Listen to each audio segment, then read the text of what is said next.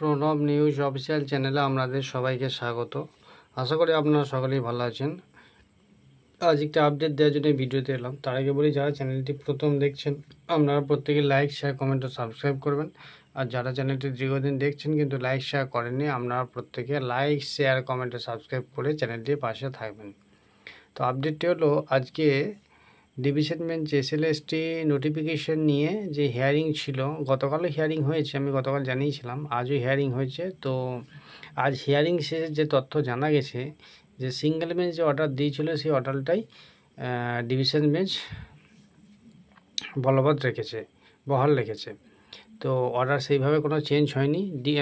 দাগি অযোগ্য, যারা চিহ্নিত অযোগ্য, তারা পরীক্ষা বসতে পারবে না। অর্থাৎ তারা যদি ফর্ম ফিল আপ করেও থাকে সেই ফর্ম বাতিল করতে হবে, এই রায়টাই ডিভিশন বেঞ্চ দিয়েছে। আর নাম্বারের যে ব্যাপারটা ছিল, এক্সপিরিয়েন্স নাম্বার, সেইটা সেইভাবে এখনও জানা যায়নি। যদি সেটা জানতে পারি অবশ্যই জানিয়ে দেবো। আপাতত যারা অযোগ্য তারা পরীক্ষা বসতে পারবে না, তাদেরকে বাদ দিতে হবে যদি তারা ফর্ম ফিল আপ করে থাকে। আর যারা করেনি তারা তো করতে পারবেই না। আর যেটা শুনতে পাচ্ছি নাকি যে এসএলএসটি যে ফর্ম ফিল আপ 14ই জুলাই পর্যন্ত ডেট দেওয়া হয়েছে, সেটা নাকি কিছুদিন বাড়তে পারে। তবে সেটা শোনা কথা, এখনও নোটিফিকেশান দিয়ে এসএসসি কিছু জানায়নি। তো এবার আপনারা যদি ফর্ম ফিল আপ করবেন ভাবেন, তো চেষ্টা করবেন 14 তারিখের মধ্যেই করে নেওয়া। যদি না বাড়ে সেক্ষেত্রে হয়তো সমস্যায় পড়বেন, আর যদি বাড়ে সেক্ষেত্রে এক্সট্রা আরও কয়েকটা দিন টাইম পেয়ে যাবেন। তো সেই নিয়ে বেশি ভাবার কোনো কারণ নেই। মেন ব্যাপার অযোগ্যরা বুঝতে পারছে না। আর নাম্বারের ব্যাপারটা তো এখন এক্সপিরিয়েন্স নাম্বার ব্যাপারটা জানা যায়নি, ডিটেলসে জানতে পারলে অবশ্যই জানিয়ে দেবো। তবে সুপ্রিম কোর্টেও মামলাটা আছে, দেখা যাক সুপ্রিম কোর্ট কী নির্দেশ দেয়। এই যে এক্সপিরিয়েন্স নাম্বার বা নতুন যে ফর্ম ফিল আপ করানোর ব্যাপারটা, এই ব্যাপারটা হাইকোর্ট সেইভাবে হস্তক্ষেপ করেছে বলে মনে হলো না। তো এটা সুপ্রিম কোর্টের ম্যাটার বলে হয়তো পুরোপুরি হস্তক্ষেপ করেনি। তো বিষয়টা ঠিকঠাক ক্লিয়ার নয় কারোর কাছে।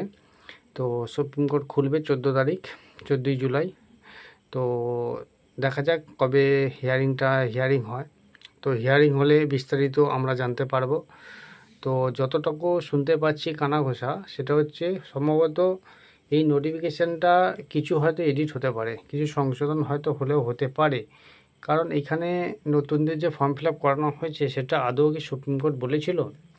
এক্সপিরিয়েন্স নাম্বার দেওয়ার কথা কি সুপ্রিম কোর্ট বলেছিল?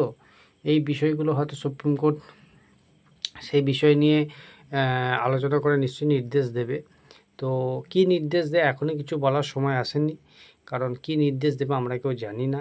নির্দেশ আগে দিক, কী অর্ডার দেয় দেখি। তো আপাতত যারা ফর্ম ফিল আপ করেছেন আমাদের বেশি চিন্তা করতে হবে না। আপাতত সুপ্রিম কোর্টের উপরও নজর রাখতে হবে, কারণ সুপ্রিম কোর্টে তো হিয়ারিং হবেই। কারণ এসএসসি যেটা করিয়েছে সেটা কী কারণে এই তালগোল পাকিয়েছে সেটা তারাই বলতে পারবে। অযোগ্যদের নিয়ে কেন এত সওয়াল সেটা তারাই বলতে পারবে। হ্যাঁ, তো এর পিছনে কী কারণ আছে সেটা আপনারা প্রত্যেকেই জানেন, এদের উদ্দেশ্য কী। তো সেই নিয়ে বিস্তারিত বলছি না। তো আপাতত আপনারা নজর রাখুন সুপ্রিম কোর্টের উপর। সুপ্রিম কোর্টে হিয়ারিং হোক, হিয়ারিং হলে আপনারা আরও বিস্তারিত জানতে পারবেন। ধন্যবাদ।